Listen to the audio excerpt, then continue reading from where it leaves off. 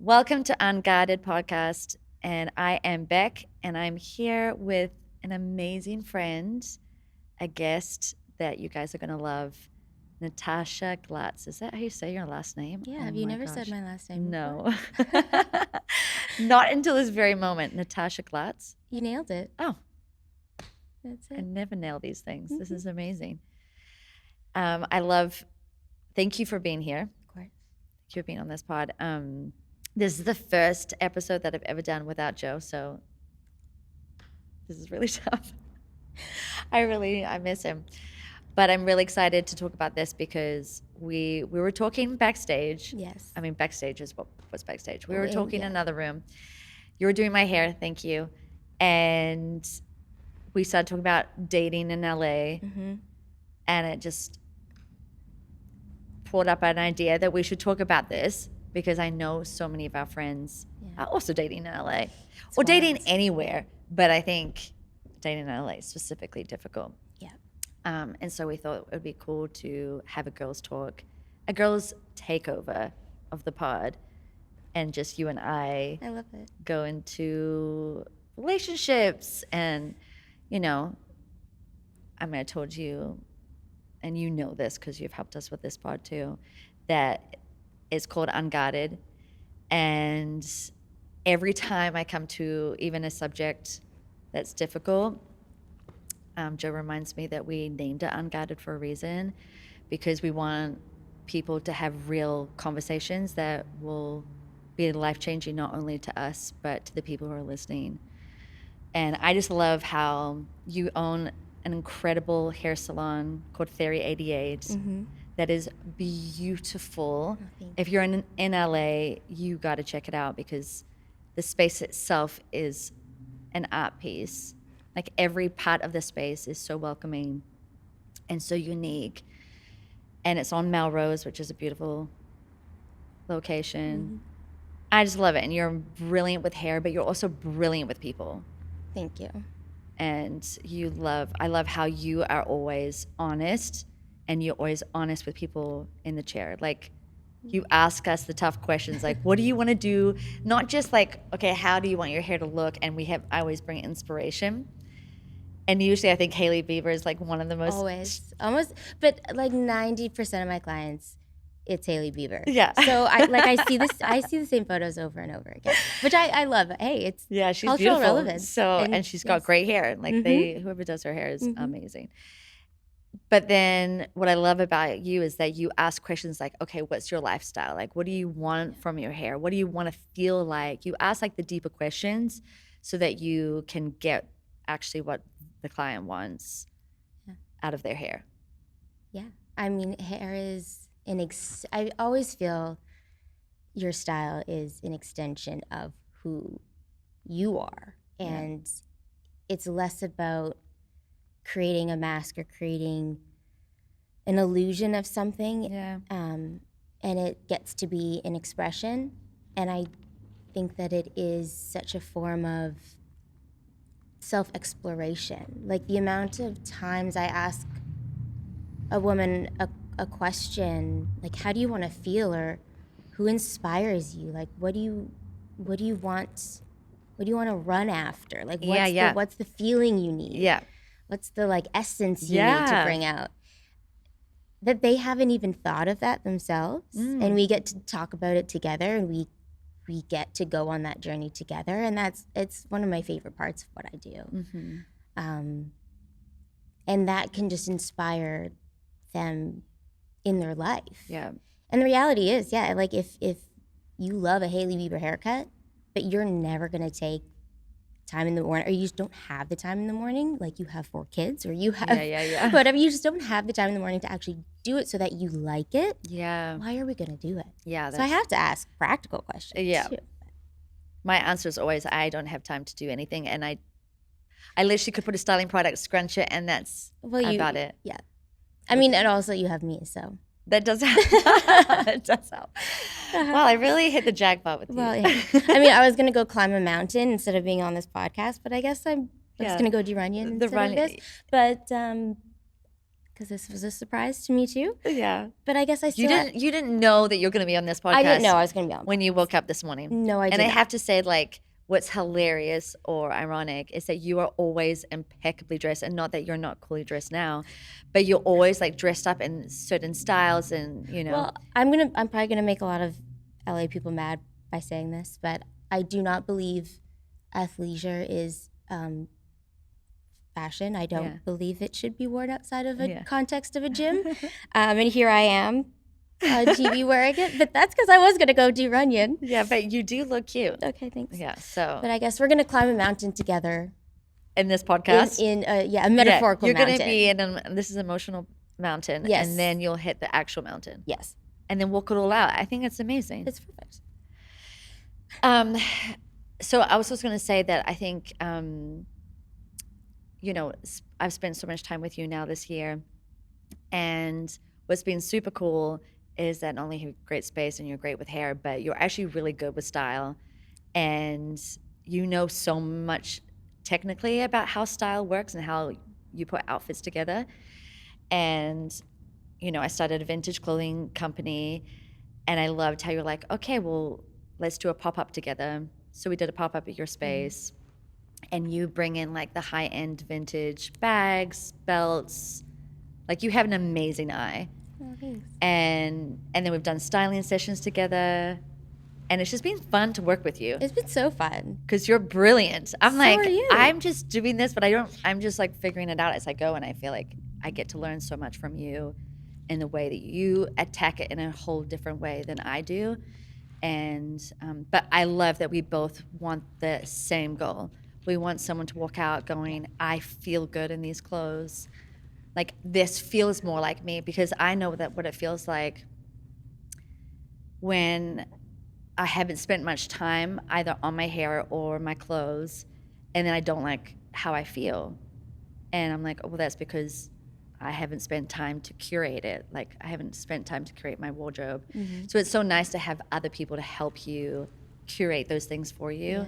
And I love that we've been able to do that together. It's been so fun. Yeah. I mean, it is really, it's not only fun, but it's like, after those moments, like watching some of the girls that we've done together, like excited to go into work and like show people around their space, or like go into their meetings, or like when one of our friends told us she got called like the cool girl at work because she wore camo pants and heels or something, and I was like, I've done good work today. Yeah, we've done good work. We've made it. But just, you know, it's such a simple, it feels like such a simple thing. And it is. It's obviously not the most important thing, but if it can amplify the things that you love about your life, and just be a source of fun. Yeah. Well, I think like one thing that I've learned in my life is like, I was the person that would put things off, like facials, or I didn't get my nails done for the first time until I got married. And I mean, I am from New Zealand, Australia, and it's not the most common. Maybe it's common now that girls get their nails done. Mm-hmm. But I didn't feel like that was a thing. And I love getting my nails done. I'm like, wow, I do feel, I got them done yesterday. And I'm like, oh, I do feel good when they're done. But deep down, it's, I get to love on myself and know that I'm worthy of these things. I think I would always push them off and go, something else is more important than spending time on what seems a superficial thing. But I do think that actually taking care of yourself is a reflection of you. Mm-hmm. And I love that I have friends who call me out on it. Like, I remember when I was first pregnant with Zai, I didn't want to spend any money on maternity clothing, because I was like, well, why would I, when I'm only going to be pregnant for like, I mean, it's almost a year, so that was silly, but like 9 months. And then you had 4 of them. So and then I had 4 of them, so I really could have invested in the first one, but I didn't think like that. I was like almost a poor set mentality of, oh, I shouldn't spend money on this, on quality, when I'm only going to wear it for a few months. So I literally wore the craziest clothing. I mean, if you saw photos of this, of what I looked like, I was like, I'm embarrassed. And my friend, who's just so kind but upfront, she was like, after my first pregnancy and I got pregnant with Indy, the second, she's like, so you're gonna like up the ante, right, with your clothing? It was I'm that like, bad. it was that bad. Wow. And I was like, oh shoot, maybe I should. So thanks to her calling me out, but for the good reasons. So it seems, all that to say, some of those things seem superficial, but they're not, because they're actually a reflection of how you feel on the inside. Yeah. And if you feel like you're worthy of good things. Yeah. And I feel like even being in your salon, I feel like you've created a space where you feel like you want people to feel worthy of the best. Yeah. Even if they're like a mom with 4 kids, or like, you know, like we've got all these Especially other, if they're a mom especially with if they're 4 mom with 4 kids, kids. but you're just, you really want to create a space for people, and I think you curate that beautifully. Like you really care for the details of someone, and I think everyone deserves those things. They really do. Yeah. Yeah. And it's I think we need those things. Yeah. You know, everyone has different tastes, of course. Yeah. But I'm passionate about, I mean, I've worked with women for nearly 20 years, and so I've heard a lot of stories. I've seen a lot of heartbreak. I've seen a lot of shame. I've seen a lot of women not feeling themselves and not being able to accomplish the things they actually want to or are completely capable of. Yeah.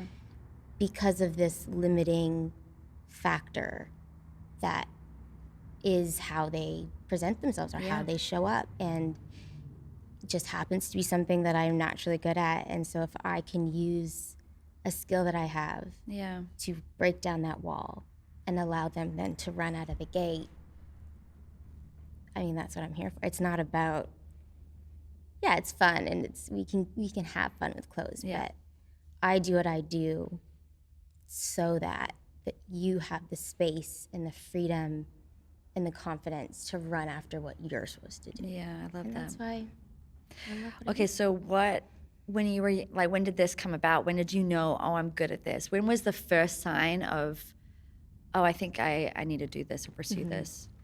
I remember,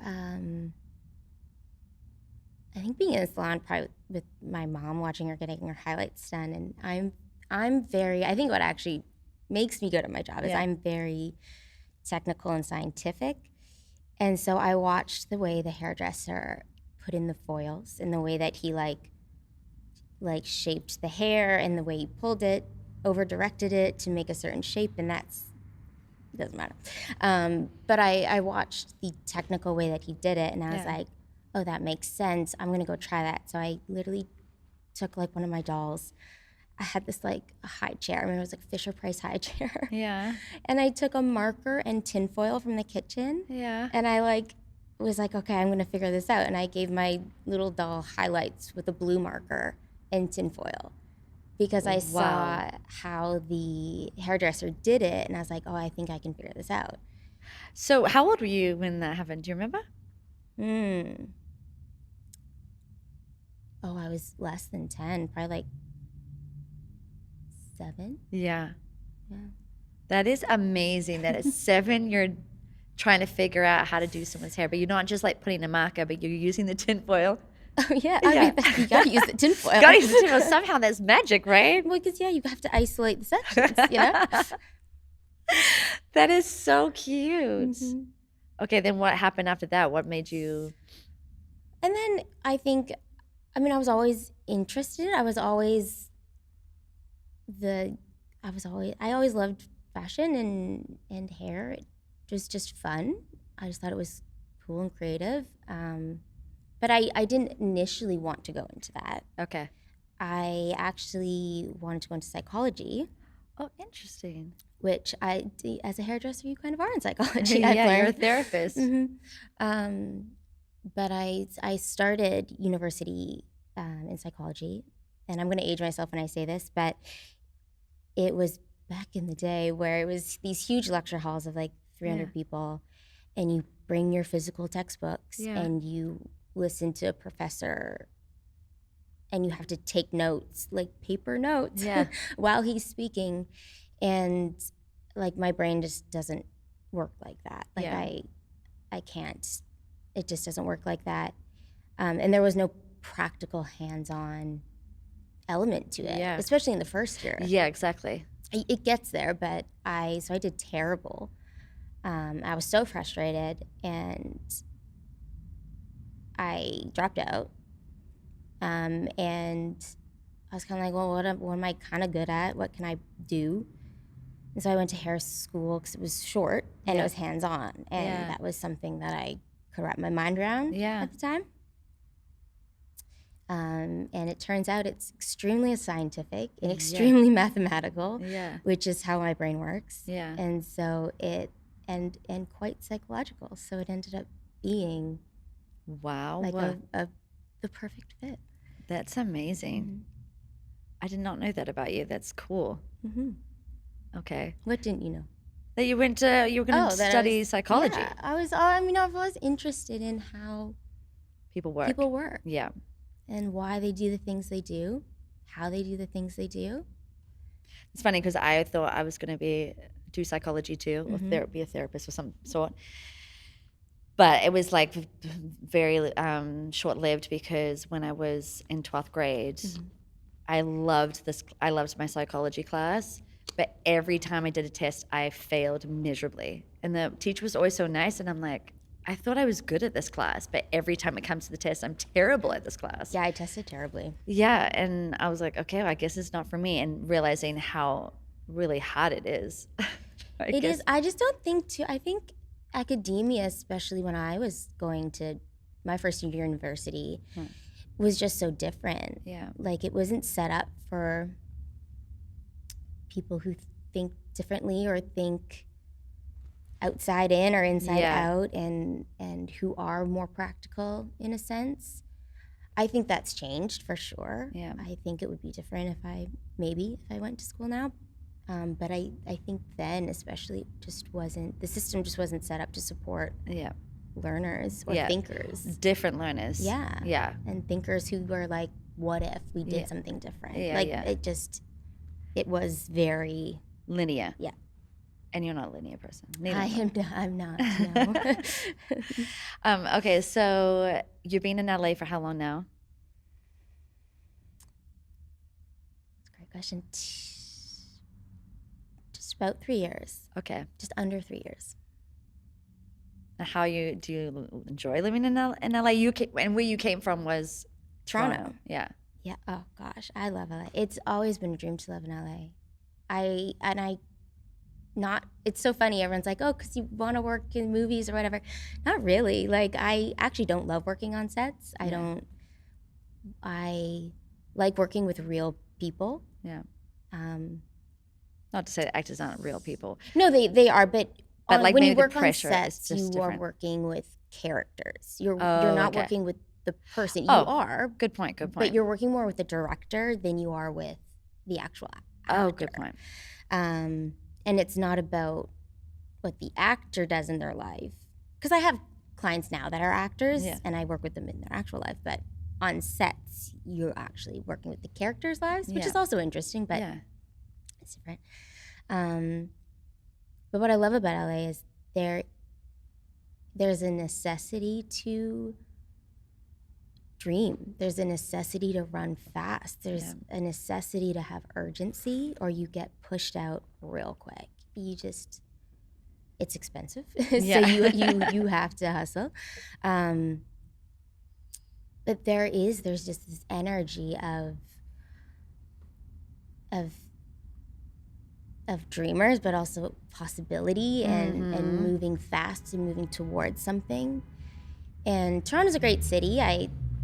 I have fond memories of my time there, but I did feel personally, at least, there was a sense of complacency, of people wanting bigger things and just, but this is my life, so I guess I'll just take it instead of going after it. Why not try? Yeah. So it seemed pretty risky, I would say, for you to leave everything. Oh yeah. And come to America. And I know for myself and for anyone who isn't born in America, it's so hard to get into America, and it's so hard to live. To get visas is like almost impossible. Yeah. Oh, yeah. It was, I mean, most people would consider it quite stupid Yeah, and risky. like a waste of time. Yeah. Totally. I waste money, but that's never really stopped me. I mean, I love it. I think I felt like the same way I felt the moment I got to LA for 3 months. I was like, okay, I need to live here. And I think once you get here, it like you fall in love with the city and you fall in love with the people, and then you're like, okay, it's worth fighting for and and whatever it takes. Well, like whatever it takes. Yeah. Yeah. And not everyone feels that way, and because I don't think everyone's called to LA. I don't think everyone needs to live here. I think you can have a great life wherever you are. Exactly. But I think if you are called to LA, it will cost you a lot, and it will be a struggle, and it will take every last bit of sanity you have, especially in the first couple of years. But I'm believing, and I know that it already has been so worth it. Like the evidence I can already, see right in front of me in a friendship like yours. Yeah. Is just these green flags of like, just you're on the right track. Just keep going. Just keep going. Yeah. And so I'm grateful that this is the struggle that I get. Yeah. Because there's like, honestly, almost every day I drive home, or if I'm up and I watch the sunrise, I'm just like, I can't believe this is what I get to experience every day. Wow. I just feel so lucky. Yeah. I really do. Even though I know it's been like one of the hottest years. Been insane. I'm also like actively crying as I'm like looking at the sunrise. Like, this is so hard, but this is so beautiful. The amount of days it's both simultaneously. Which is also really confusing sometimes, is to be in immense gratitude and immense despair at the same time. But hey, isn't that the human experience? Yeah. I mean, I wonder if that's the thing. It's like when you risk everything, it is gonna be hard. Like I was talking to a girl yesterday who I just met actually through the podcast. Like she messaged me, and we have a mutual friend as well. And we chatted, and she was like, I'm just so afraid about like the next step. What if I make this step and I'm in pain and I will regret it, kind of thing. Like, but that's the thing, right? It's like pain actually can be the right environment for growth. So yes, you can stay in this situation and be miserable and just stay here and stay with the bad that you know for the unknown. But what if something happens on the other side of that pain and that grief that you have to go through? Right? It's like, okay, is it worth it knowing that something great could be waiting for me on the other side? But if I don't go, then I'll never know. Yeah. And I think if you're so focused on either the what if of success or the what if of pain, you've forgotten the point. Like the journey is, I think, where so much of the pain and the good happens, but isn't that the point, really? Like, I think there's so much to be learned. Or I feel like sometimes we miss so much by just trying to get through this season, or if I do this, I'll be happy, or if I do this, I'll meet whoever or whatever. I think we miss so much along the way. The intricacies of the journey and the intricacies of what God shows us. Yeah. In the moments where we're crying and grateful at the same time. But so what if everything goes wrong? Like, I feel like that is where you learn so much. Yeah, that's a good point. What if everything goes right? It's also where you learn so much. I think that's what I like to encourage, what I like to encourage myself, but also people have asked me, like, should I do it? Can I do it? Can I do it too? How did you do it? How did you move? Whatever. Like, if you're not ready to rip open every part of your life and face every dark demon you have, and also experience some of the most high highs of your life, I don't know that you're ready to do it. Yep. But I would encourage you to do it, because there's so much to be learned about yourself. And I think about God will reveal so much of himself in the journey, not in the outcome. Yeah. Okay, so what are you learning the most about yourself right now? Oof.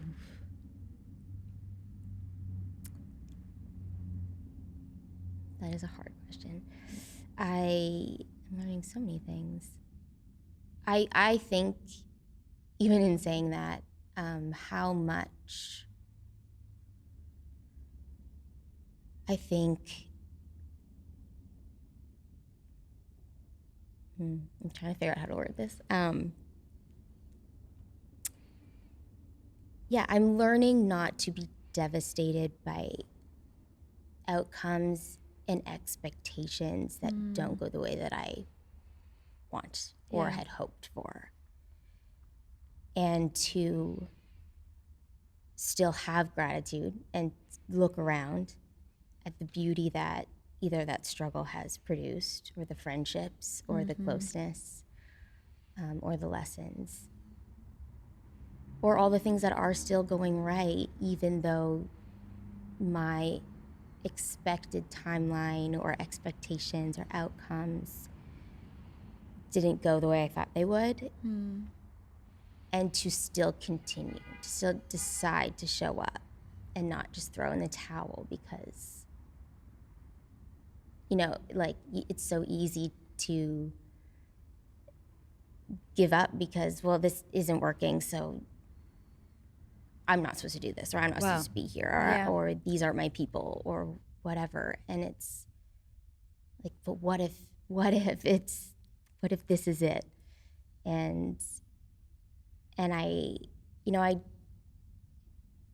do believe, I'm also learning to trust God at his word when my reality does not feel like it aligns with what he has said or what he has promised. And to trust people is one thing, and to have that trust feel rigid is hard. But then you're like, but they're people, and so there's an expectation of that. Yeah. In a way. Yeah. To feel like, I'm not saying God has let you down, but to feel like God has let you down, or to feel like he didn't come through. Yeah.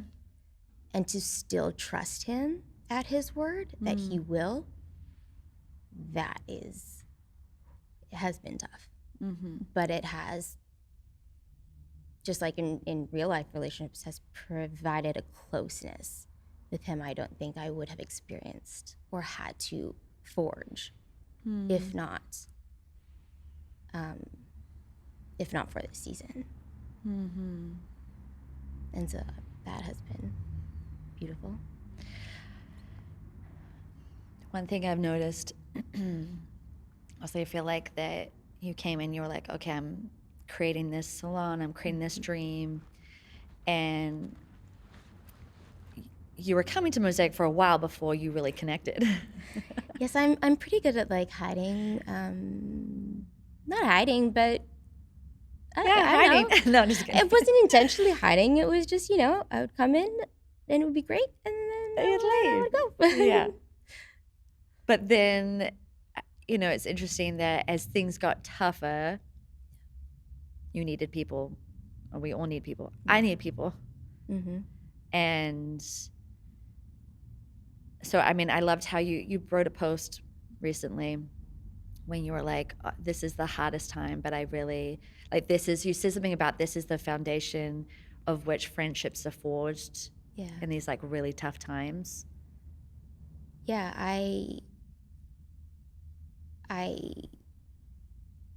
when I came to LA. I mean, anyone who's moved a city, especially in their 30s, will tell you it's very hard to make new friends, especially in a city like LA. And I moved here completely alone, no friends, no family, no partner, like just completely alone. Yeah. And that's tough. And so, but my prayer was to find people I could do life with, like find like people I could actually do life with. And because we need that, like that is life, Yeah. is people. Yes. And so it was, obviously it's just hard, especially with, at my age, a lot of my friends have families, they have kids, they have responsibilities that allow a different schedule. But and I'm very introverted, so it's hard to it's hard once you crack the wall. I'm there, but it's hard to crack the wall. But my prayer coming to LA was that I would find people I could do life with, and you think that's going to look happy and sunny and, you know, double dates and our kids playing at the park and dinners. And there are those moments. I don't want to say that there haven't been, because there absolutely have been. But I would say the days where I would be alone because I'm working 18 hours a day, going home to sleep, doing it over again. And it's a lot to carry. There's been a lot that I haven't expected. I've hit a lot of roadblocks, and it's been heavy. It's been a heavy year. But in those moments, especially some of the really painful ones, I've had to come to people like you and just be like, I don't know what to do anymore. I need help. And yeah, there's a moment of, I guess, reflection that I had. I think you were preaching, and I was coming to do your hair. And so I was walking through really early in the morning, and I just like looked around at this empty auditorium of like a place that I honor or that I have so much respect for. And because of the people in it and the proximity that I get to have to people like you, like that could only happen because of the deep struggles and the pain of this year. And those hard moments in life are really where deep connections are formed at an accelerated pace. Like they have to be. Wow. Or they're broken at an accelerated pace. Yeah, both happen. But it either way, it filters out the deep from the shallow. Yeah. And, you know, as I was walking back there, I was like, this is exactly what I prayed for. Wow. Like I am literally walking into answered prayer, and it only happened because everything went wrong. Yeah. The plan on paper. The plan on paper completely blew up. Yeah. And none of those things are really sorted. The plan is still a little, you know, in pieces. But what I can look around in the midst of that is friendships and people I can call and people I can open up to again and feel safe opening up to again. And that's the soil of people I can bring relationships to and people that can support my family when I have one. And it had to go this way almost. It had to, like, this actually was the order that needed to happen. And so I'm grateful for it. Not that I love it. Not that I love the chaos and the uncertainty. This uncertainty is hard because there doesn't feel like there's a light at the end of the tunnel right now, and that is still a little bit weird. And it is so minute by minute in a lot of ways, but I'm grateful that it forced some really deep conversations with, and it was like, okay, either they're going to support me or they're going to call me crazy, and then what? Like, I don't know. It was like, okay, this is the moment where our relationship is forged. Yeah. Do you think that the prayer answered of the friendships is what brings you hope for, or gives you hope for what's coming? Like, what brings you hope for what, knowing or not knowing what's going to happen with 2025? And I feel like a lot of people are feeling in a similar place as you, just different circumstances, right? But like, maybe they quit their job and they don't know what's next, or they're like trying to pursue their big dream, and it feels like an impossible thing to attain. What gives you hope to keep fighting every day? Like, what gives you the strength? Yeah. I mean, I've always been a bit of a delusional, hopeful dreamer. And I think there have been moments where I've just wanted to give up. Yeah. Like give up. And that is where I've had to take God at his word, that nothing is impossible, that your best days are ahead, that no weapon forged against you will prosper. Like, I've really had to rip open not just my personal relationship with him, but scripture, and like unpack it. Yeah. Be like, if you said this, how am I taking it out of context and checking myself, but also being like, okay, well, if you said it, I'm going to choose to believe it. And I do that, yes, because I can look around and see the evidence. And I think,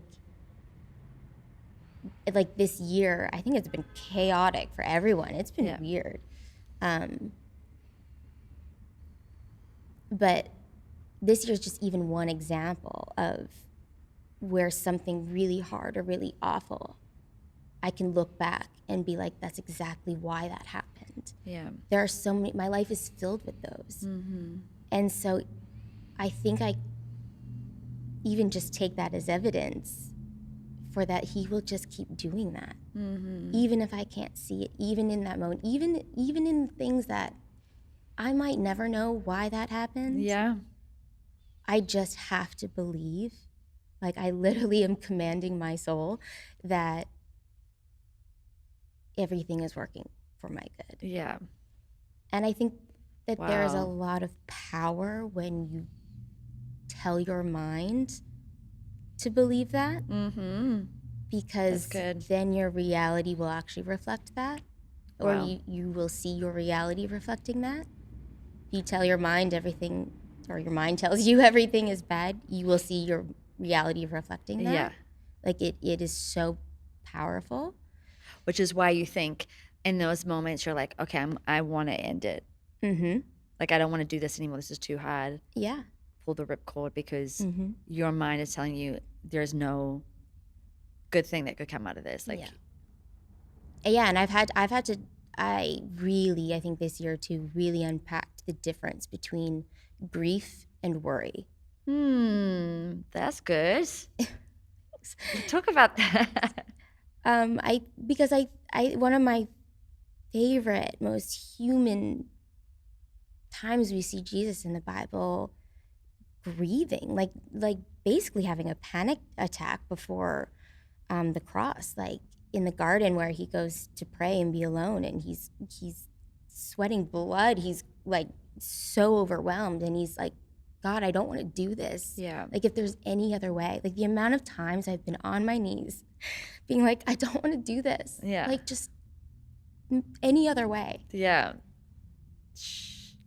And I think that's the grief. I think feeling it and acknowledging that you feel it is important. I think that it's biblical. I think we were meant to do that. I mean, even Jesus wept, like even with Lazarus, like you see him grieving with people. Yeah. And I think it's actually a way to bring us together. Yeah.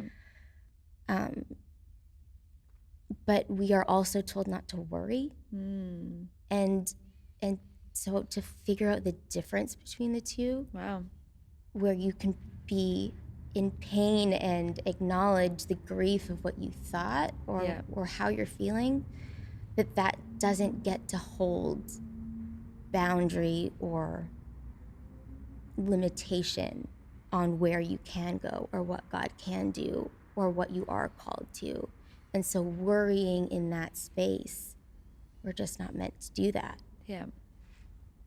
And that also, I think, gives me hope in a weird Yeah. way, is like, okay, worry is something I've created. Again, it's natural and it's okay and it's going to happen, but it's the what ifs and the trying to control the negative outcomes that have caused so much pain and sleepless nights. And that isn't what he wants for us. It's not what we're meant to do. And so really, if you can, like, in those moments of panic or in those moments of pain where everything just feels dark and cloudy, if you can just separate, okay, what part of this is worry and what part of this is grief? Wow. And what do I need to grieve and what do I need to let go because it's just worry and it's making this whole thing worse? Yeah. And that's helped me be able to keep moving forward. Yeah, I wonder even, like, is there a correlation between the bigger the dream and the bigger, like, the things that you're chasing after is gonna cost you a lot? Like, if you want to be a bodybuilder, it's going to cost you a lot to work on your muscles, your food, your water, your everything, your life, your whole life is going to be, like, positioned for that goal. But it's going to be painful. So you have to decide, like, okay, well, is this worth it? Do I really want this? And maybe the forging, maybe the difficulty, the struggle is deciding, do I really want this? And then going, okay, well, I signed up for this. Like, not running a business and being an entrepreneur is no easy feat. I feel like maybe people didn't really say that enough times. And then now I feel like I'm hearing it, but it's like, oh, this is really, really hard. And it's very scary. It's so scary. Yeah. It's really hard. You know it's going to be hard. I feel like people tell you it's hard. And, like, I'm not even carrying the weight that a lot of entrepreneurs carry. But what is also comforting is that most people that run businesses that are a little farther ahead of me or it's some amount of success, you know, they've all looked at me and been like, yeah, this is it. Like, this is, like, we've been there. Wow. And, like, especially in your first 5 years, if there's not some point where you're sitting there crying and being like, I don't know what to do, you're probably not in it. Like, that's it. Like, that's part of it. And that's a really good point. Yeah, I think it is part of carrying something so big and heavy. And I think that will really weed out your why. And because if you're doing this for your own gain or your own success or your own ego, all that gets shot to real quick. Yeah. Like, it's because you look so dumb. I feel dumb. Yeah, you feel humiliated. You feel dumb. You feel shame. Foolish, maybe. You feel foolish. And I'm not saying that everyone does this. And there was a lot of leaps I took. There's a lot of learning curves that I jumped into probably without knowing. But I think no matter what, doing something like this requires if you're proficient in one area, you're not proficient in the other. Yeah. So no matter what your proficiency is, you're going to be lacking somewhere, Yeah. and it just gets highlighted. Yes. And that will feel scary, and Yeah. it will feel embarrassing. Yeah. And I think that's where you have the choice to push through the embarrassment and the unknown and the uncertainty and learn and get help and ask people for help. Yeah. And humble yourself, or you pack it up and move on to something that you can do flawlessly. Yeah. And that doesn't cost you as much. Yeah. Yeah. And I don't know that that's any worse or better. I just think people are called to different things. Yeah. And I'm okay to carry this weight and to do this and to suffer the grief and to learn these lessons, not only because I feel like I've grown so much and I feel like I've become such more of a person that I'm proud of through it, but because at some point you're just kind of like, it's not up to me. Like, I feel so called to do this. Yeah. That I kind of have to. Like, I feel like I have to see this through wherever it leads. I don't know where it's going to lead, but I just know I'm not meant to give up, because that's actually the most selfish thing I could do. Wow. That's a good point. So now you have to do it. You have to keep going. I mean, you had to. Yeah, and like, I just want, like, sometimes when people are like, man, it must be so nice to like have your own schedule, or like, you know, do podcasts in the middle of the afternoon on a whim. I'm just like, it must be so nice to have a 401k and like a paycheck. A 9 to 5 that you can rely on. Yeah, and know that like your rent is gonna be paid. Yeah, yeah. Like, that must be nice too. Yeah, totally. Okay, so being in your 30s in LA and entrepreneur and all these things, how is it dating in LA? Because I know you have told me how difficult it is, and I feel like, I don't know, the apps, I don't know where the space is going, because it seems like apps are weird. It's not Listen, good. I'm on one app, and it has not really bore much fruit. I will say that, but I'm not really an app person. I'm an in-person person. Yeah. Truthfully. And I think what's been challenging is I work with women. I work in a women's salon. Yeah. And in this season, if I'm not actively working with people, I'm working on the other parts of the business. So I'm working like literally 18 hours a day. Yeah. So how do you have time? So where do you even meet anyone? Yeah. You know, like, I don't, where do you even, I go to work, to home. I remember when we had Allie Webb on this pod, she was like, I just want someone to come up to me in a bar or a restaurant, whatever, and just say hi. And like, where is that? I would love maybe to know. I wonder if people feel intimidated. Okay. So all the guys the guys out there, listen up. I'm going to bark back. Yeah. No, it's so funny. I will sometimes get dumb messages like that.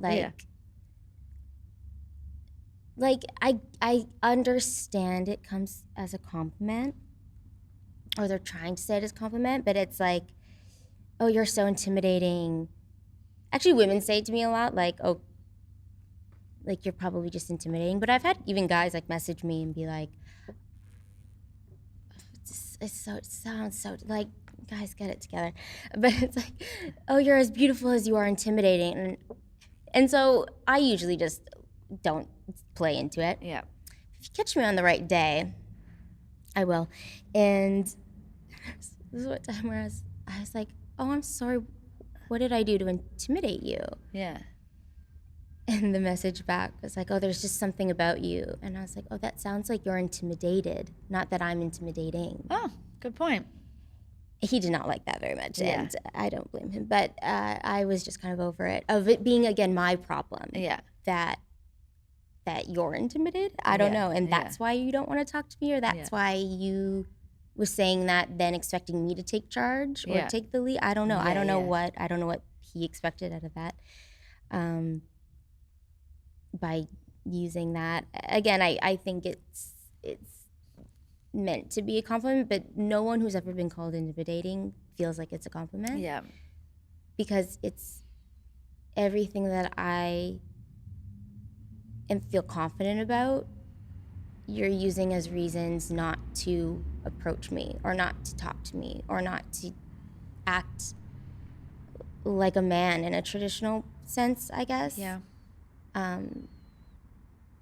Or think that I don't want that, because I'm actually quite a traditional woman for someone who's quite untraditional in a lot of ways, but I do want a man to pursue me and ask me out, and I'm not making the reservation. Like, you call me. Yeah.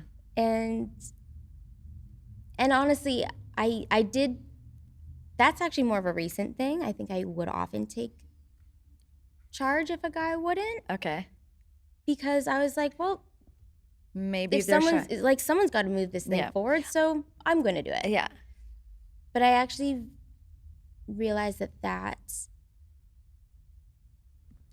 from the get-go set the wrong tone in a relationship, and I would always have to take charge of everything. And I don't I think that's interesting, because I think that could be yes and no. Mm-hmm. That yes, if you take charge, then they're like, oh, great, now I have a person that's going to just lead the whole way and I don't need a lead, and they take the back seat. Mm-hmm. And then on the flip side, like, I've spoken to Joe about this, and he's like, look, I don't have any game.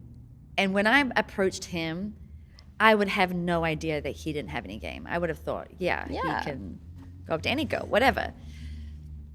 But he's like, yeah, I would never just like randomly talk to a girl for half an hour, whatever we did when we first met.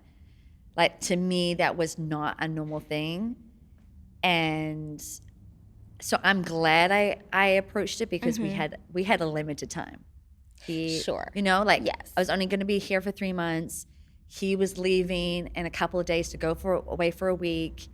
And then he was coming back for 3 days, and then he was leaving for most of the time that I was in LA. So if we may have not met that particular day, the day that I saw him, that's crazy to me. The day that I saw him, I was like, something told me, I felt like I was asking God, like, should I take the courage? Should I risk to say hi to him and introduce myself? And but that's different. I will say hi to a guy. I will let a guy know. Yeah. I like him, or I'll let, not even that I like him, but I'll That you're interested. that I'm interested. I'll give the signs. I'll do the things. But I wonder, do people even catch the signs? Because even another friend, you know, recently asked a guy out, a friend out, and, you know, I just don't think he would have even thought that she would see him like that. So I wonder, just knowing. Come on. No.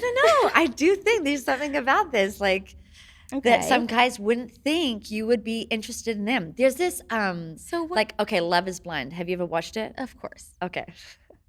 So the latest season was this guy. I wish I knew remember their names. What did he do? Okay, he's a white guy. He had short hair, and he married like a half Asian. Well, maybe she was got married. Vietnamese. The scientists? What was she? The two scientists? Yeah, two scientists. Jeez, what ethnicity was she? Do you remember? Oh my gosh, I don't she's remember. beautiful. Beautiful. And obviously she had great aesthetics, great fashion, and everything, and she was an amazing person. But he says to her through the wall, I don't think.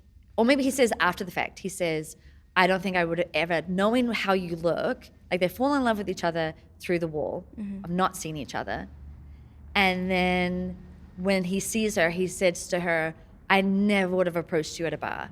Like, I never would have had the confidence to think that someone like you would be interested in someone like me.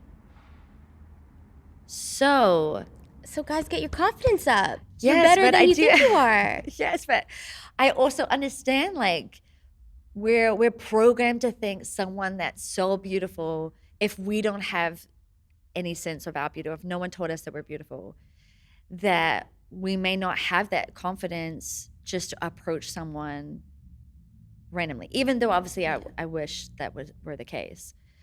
But it is an interesting fact that they did fall in love and they did get married, and they were one of the most successful couples, but that he was honest that, oh yeah, I would have thought you were too beautiful for me.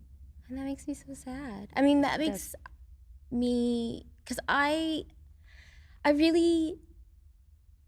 actually also I'm saying it sounds like I'm like, guys, it breaks my heart to hear that. Yeah. I think because it makes me sad that either, you know, the new wave feminist movement or whatever have made guys feel like either they're creepy if they talk to women, or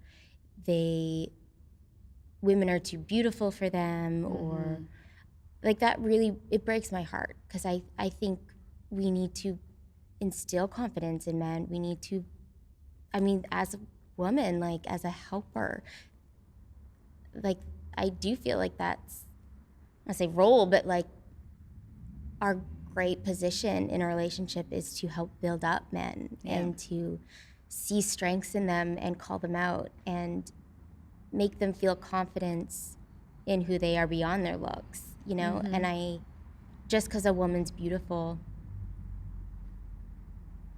like, doesn't mean they're not accessible, or they're not accessible. Yeah. Or that they want the love that you have. Yeah. Yeah. And also, if a woman's beautiful, I know I hear this a lot from guys. It's like, oh, she probably gets approached all the time. But if everyone is saying that, she probably gets approached never. Yeah, yeah. And she's probably really lonely. Yeah. And I just think that, yeah, what can we do? Because I don't, to still have men pursue a woman, but how can we better instill confidence in these guys to feel like they can approach a woman? So if a guy's listening to this podcast, what would Tell you, me. a single guy, what would you say to him? Well, I'm a woman. I don't know. Like I would say to a single guy, like, I think what women don't like, obviously, is like catcalling or anything that makes us feel like an object. Yeah. But if a guy ever approaches me and is like, hey, I saw you, or I would just really like to ask you out, or whatever, I never think that's creepy. Even if I'm not interested, or, you know, even if I'm in a different relationship or whatever, I will. Another thing, maybe they don't know that you're single, so I guess that's a tough part too. But yeah, but you don't know until you ask. Yeah, that's true. true. So as long as a guy does it with respect and earnesty and isn't just like catcalling me from across the road, I will always say thank you, but no, or whatever. But I'm always like, thank you for asking, because guys don't ask very often anymore. Yeah. So just, I don't know, I think they should just ask. Yeah. I love this quick story about you meeting this old guy at a cafe. Do you remember that?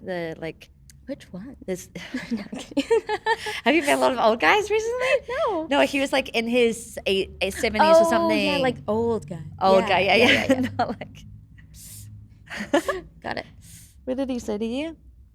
Oh, well, he was like old, but he was like 92. Okay, yeah, that is. We were at I was at Erewhon, and I was outside, and I was sitting and eating, you know, Erewhon, as you do. And apparently he's like an I'm sure if you go to the Beverly Erewhon, you know him. He's just always around. But we got to talking, and he was like, oh, you're such a beautiful girl. What are you doing sitting here alone? As guys like to often, old men like to often say to me. I was like, oh, I don't know, like, no one asks. No one comes over and talks to me. And he was like, well, don't worry, you got a lot of time for that. And he was so sweet, because he put into perspective. I think sometimes I can feel a little hopeless at my age. I'm 36. That I'll get to have a family or meet the love of my life, or any of it. But he was like, no, you've got a lot of time. And then, you know, he was trying to show me his grandkids on his phone. He couldn't find the Photos app, so I found it and moved it onto his home screen. It was like a Hallmark movie, honestly. And and then he gave me his number, and because he was like, you're gonna need to call me twice. Once when your business takes off, and once when you fall in love. It's really sweet. So sweet. Mm-hmm. I can't wait for you to make those 2 phone calls. You know what? Me too. That's the exciting part. I'm like, I know. okay, you're going to make those calls. Yeah. And get to tell him Mm-hmm. what happened, what the story is. Yeah. So I love that. Mm-hmm. Well, thank you so much for your time, for sharing your story. And I hope, you know, girls, entrepreneurs, people who listen to this pod will be encouraged to pursue the things that they feel like they're called to. Yeah. You know, and knowing that they have the strength to do it. And if you need a hairstyle, a hairstylist, you need a glow up, whatever, you must check you out at Theory 88. I love that. Thanks So- for having me. This has been I know. so fun. Right? Yeah. I think this was a good way to end the year, to have this type of conversation, right? And to be reminded, okay, this is just even to sit down and have a conversation like this, to reflect on what, even how hard this year has been, but also how good this year has been and all the good that has come out of it, and to be hopeful for what's coming next year. Yeah. And I just realized I think this pod is actually going to be released at the beginning of 2025, but It's perfect. Yeah. It's reflection and moving forward. yeah. Yeah. I love you, Love and you I'm too. grateful to be friends with you. I am so grateful. Okay. Bye. And thanks for listening to the episode. We hope you love it. And subscribe on our YouTube channel, comment, DM us, like message us, let us know what you think. Let us know if there's other topics or other people you want us to interview on this pod. And we're so grateful to do this with you. Like, there's been so many people that have messaged us recently, just sharing their life story or asking for advice. And like, that's what Joe and I love to do, is like being in a relationship with people. And the fact that this community keeps getting wider and bigger across the world is extremely beautiful to me. So thank you for watching. Thank you for listening. Thank you for being, for supporting us in this. We love you. Have a great week.